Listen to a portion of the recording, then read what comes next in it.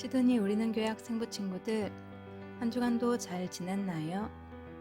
오늘 우리가 함께 나눌 성경 말씀은 이사야 53장 5절 말씀이에요. 그가 찔림은 우리의 허물 때문이요 그가 상함은 우리의 죄악 때문이라. 그가 징계를 받음으로 우리는 평화를 누리고 그가 채찍에 맞음으로 우리는 나음을 받았도다. 아멘.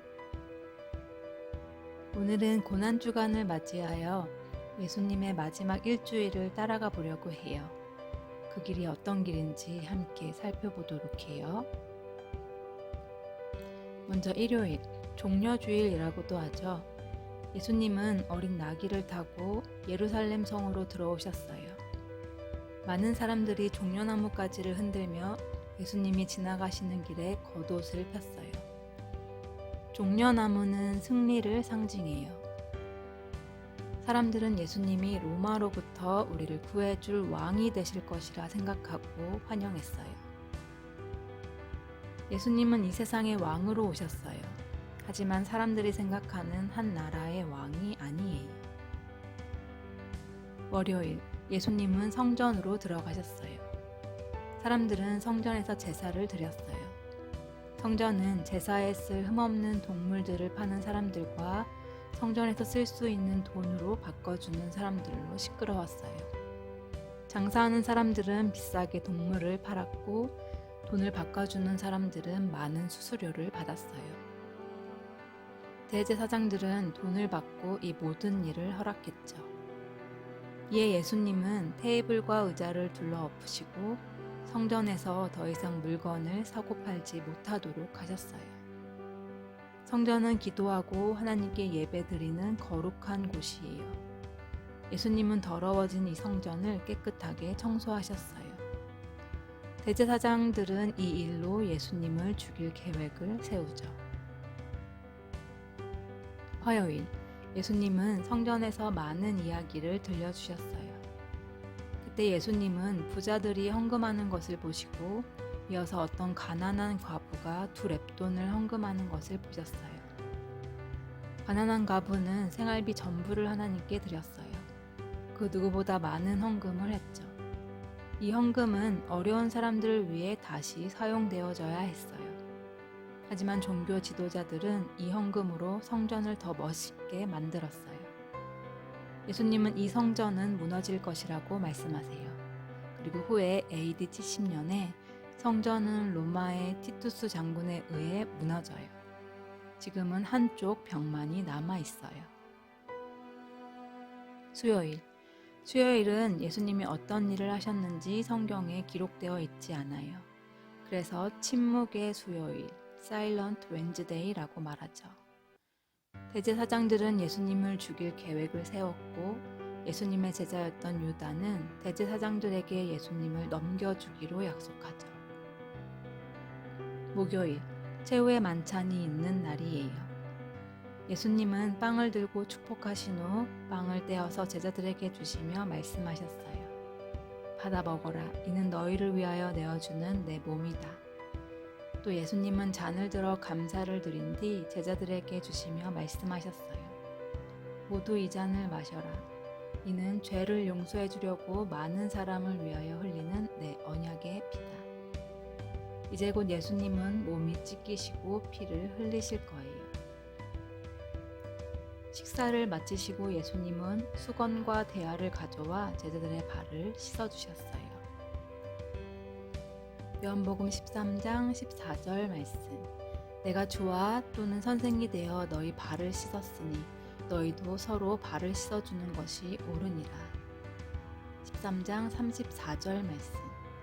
새 계명을 너희에게 주노니 서로 사랑하라.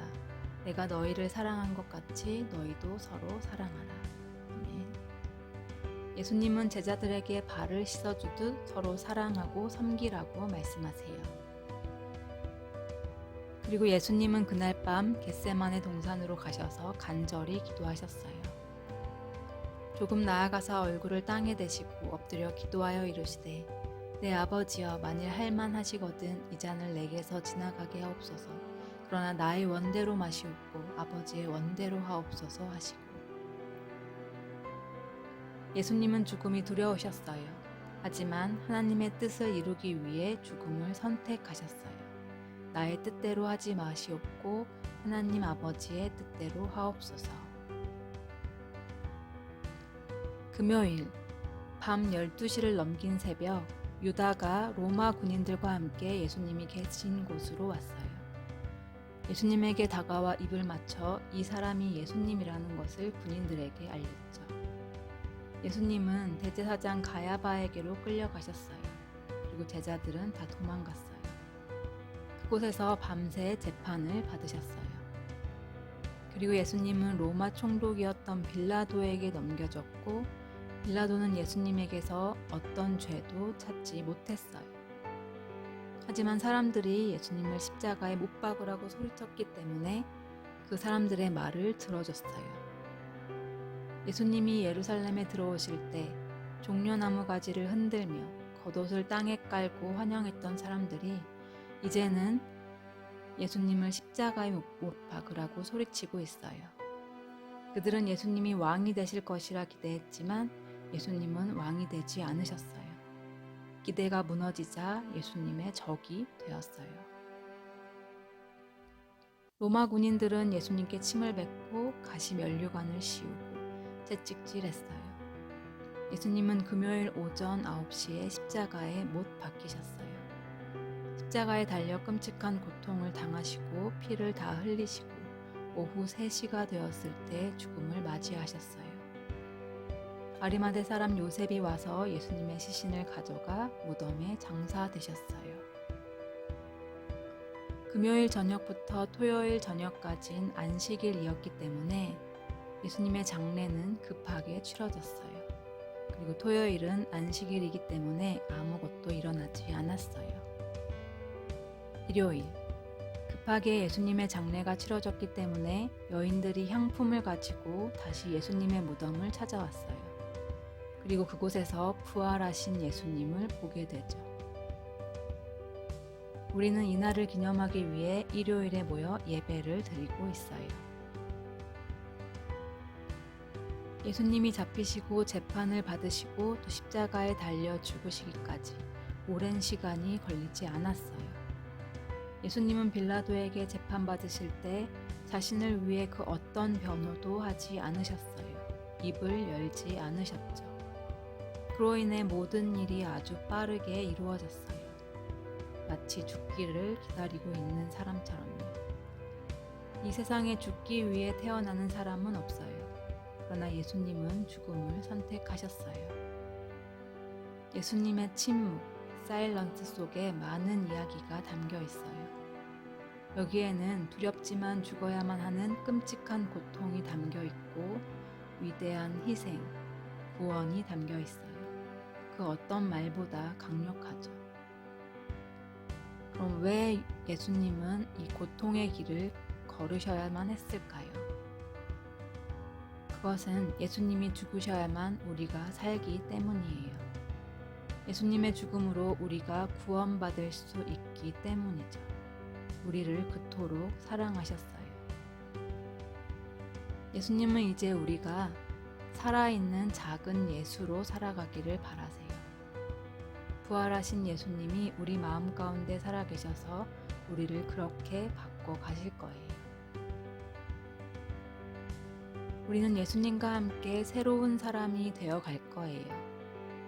고난주간 매일매일 예수님을 생각하고 말씀을 읽으며 예수님이 걸으셨던 그 길을 함께 걷는 한 주를 보내길 바래요.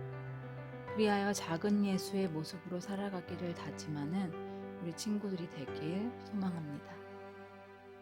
기도할까요? 하나님 감사합니다. 이 땅 가운데 예수님을 보내주시고 그의 희생으로 새로운 삶을 살아가게 해주셔서 감사합니다. 예수님의 십자가의 죽음은 우리가 쉽게 말할 수조차 없는 위대한 희생이었음을 기억하고 마음에 새깁니다. 나보다 나를 더 사랑하시는 예수님의 그 사랑을 늘 받으며 살아간다는 것을 우리 친구들이 잊지 않게 해주세요. 그 사랑으로 어떤 순간에도 좌절하거나 실망하지 아니하고 다시 일어서게 하여 주시옵고 사랑으로 세상을 이기는 우리의 삶이 되게 하여 주시옵소서. 고난주간 더욱 나를 거룩하게 하고 말씀과 기도로 예수님과 함께하는 한 주가 되게 해주세요. 감사드리며 예수님의 이름으로 기도합니다. 아멘.